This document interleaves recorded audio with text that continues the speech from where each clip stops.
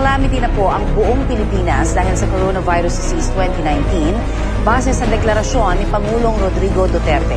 Nitong Lunes, isinailalim ang buong Luzon sa enhanced community quarantine dahil sa pagdami ng nagkaka-COVID-19 sa bansa. Sa pinakabagong tala ng DOH, 2 ang nadagdag sa listahan ng mga namatay sa COVID-19. Ang mundo na dati ating malayang ginagalawan, bumabalot ngayong takot na tila isang bagaring walang kulay. Hangin ating nilalanghap, hindi na dapat pagkatiwalaan. Ingay at saya, nalinha ng luha ng kawalang pag-asa. Wala na kayong pag-asa, mga alagad ng sining.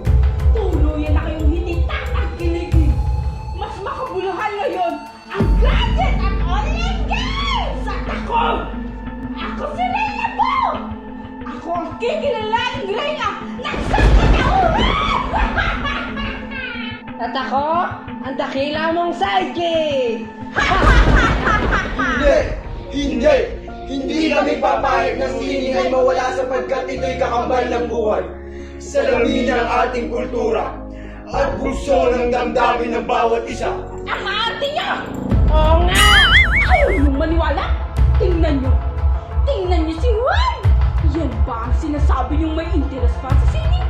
Gayon ang kanyang mata, tenga at pakiramdam ay nakatuon lamang sa gadget at online games. Tingnan niyo! Oo nga! Juan anak, ginawa mo na ba ang pinapagawa ko sa'yo? Wait lang, inay. Nagawa mo na ba ang iyong mga takdang aralin? Wait lang, inay. Juan, nakakain ka na ba? Wait lang, tay. Tumulog ka na nga. Inabot ka na ng madaling araw kakagamit ng mga gadget mong yan eh. Wait lang po. Kasi naman matatalo ako. Sige lang Juan, maglaro ka pa. Hayaan mo lang sila. Oo nga! Hindi maaari ito! Hindi maaari ito! Hindi maaari ito! Isa-isa natin kausapin si Juan. Ako nang mauna.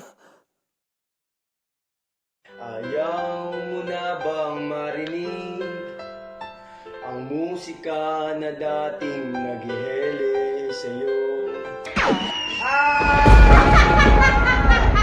Defeat! Bye, bye, bye! Oo nga! Bye! Bye! Bye!